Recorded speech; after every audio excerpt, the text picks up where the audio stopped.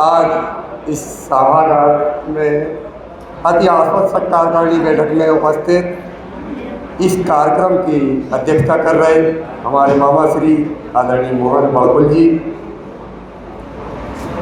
मंच पर आसीन इस ग्वालियर बैठक के अध्यक्ष आदरणीय दिलीप त्रिपाठी जी, हमारे रिश्ते में तो मामा लगते हैं महामंत्री जी आदरणीय दीपक सावला जी, बड़े भाई साहब संतोष कुचिया जी, आदरणीय बड़े भाई साहब जो इस चुनाव में हमारे प्रतिद्वंदी थे और चुनाव तक हमारा जो माहौल था वो प्रतिद्वंदी का था, और आज हमारे भाईचारे के नाते से बड़े भाई हैं हमारे मोहन कनकले जी, मंच पे आसीन 84 क्षेत्रीय सभा के अध्यक्ष बड़े भाई राजेंद्र जी, मध्य मालवा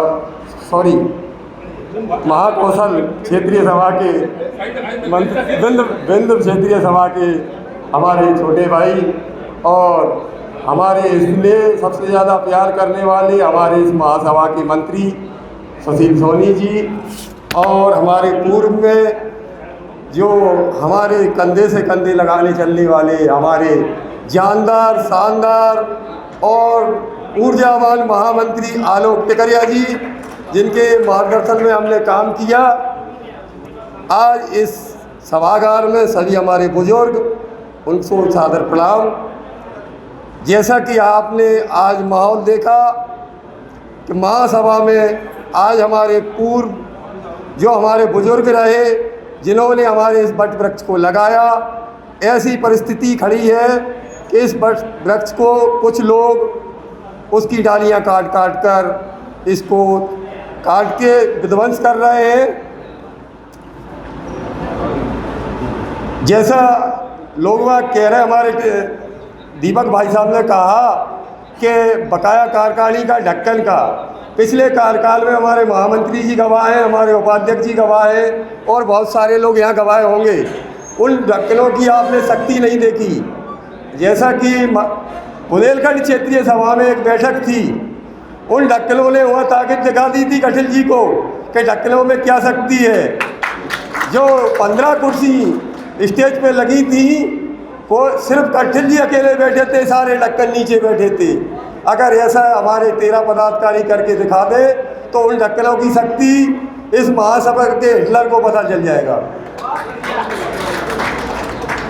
लेकिन कुछ हमारे ढक्कन तो उनको ढक्कन ही कहेंगे, जब हमारे हिटलर साहब कह रहे हैं तो उनको गुमराह किए हुए हैं।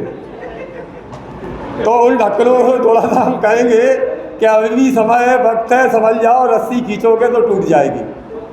अभी महासभा को बचा लो, इस वट वृक्ष को बचा लो।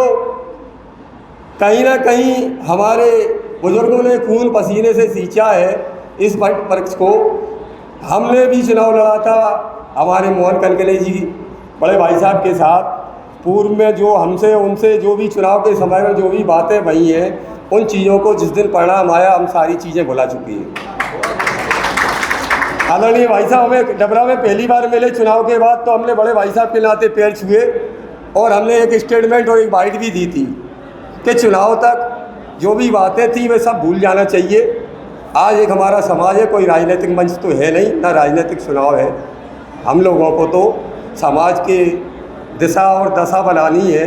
सब चीज़ें भूल के एकजुट में एक वृक्ष के नीचे हम लोगों को काम करना है। और आदरणीय भाई साहब ने जो कहा है कि इन्हें नहीं प्रमाण पत्र नहीं दिया है, ठीक है, कोई गलतियां होती हैं, आचार संहिता थी, उस टाइम उल्लंघन हुआ, उस उल्लंघन को ठीक है, समाज है, उसको अपन राजनीतिक ना बनाओ। राजनीतिक बनाओगे तो रस्सी टूटेगी। हमने भी उनसे निवेदन किया था कि श्रीमान ठीक है, आपने 1 महीने की पत्रिका में नहीं छापा, 2 में नहीं छापा, लेकिन इन चीज़ों को समाप्त करो और मोहन कनकले जी को प्रमाण पत्र देना चाहिए। वो चुनाव जीते हैं और पत्रिका में नाम आना चाहिए। हम सारी चीज़ें भूल गए हैं, जो चीज़ें पूर्व में जो हुई हैं उन सबको बुलाकर आज आप 13 लोग एकजुट हो और बढ़िया महासभा बनाओ, जिससे एक नया संदेश जाए। नया संदेश क्या है, जिससे आज समाज में स्थिति आप देख रहे हो अन्य समाजों की अपेक्षा अपने समाज में क्या स्थिति है। तो आप सबसे बस एक ही निवेदन करूंगा, आप सब बुजुर्ग बैठे हैं, आज एक ऐसा निर्णय पारित करो जिससे महासभा की दशा और दिशा दोनों खुले। और हमारे मोहन कलकले जी को अध्यक्ष हमने कोषाध्यक्ष उसी दिन स्वीकार कर लिया था जिस दिन उनको परिणाम घोषित हुआ था। और आज भी हम ये कहेंगे कि हमारे कोषाध्यक्ष मोहन कलकले जी हैं, थे और रहेंगे।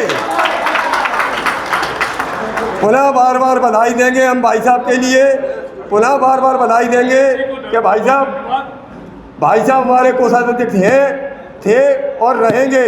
और आप सबके भी ने चुना, उसके लिए भी धन्यवाद। जय गवई, जय भारत।